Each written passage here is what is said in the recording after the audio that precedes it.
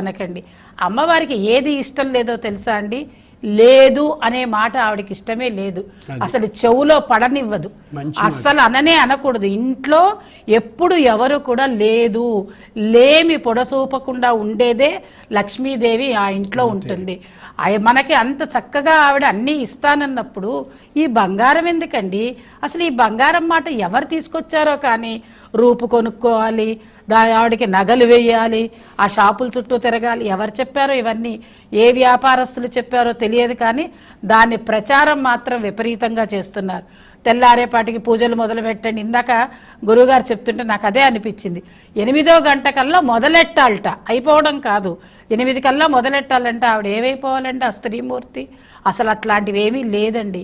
హాయిగా చక్కగా మీరు అన్నీ సమకూర్చుకుని అలా చెప్తే ఏం చేస్తున్నారో తెలుసా గురువుగారు? ఏముండదు, స్నానం చేసేసి వచ్చి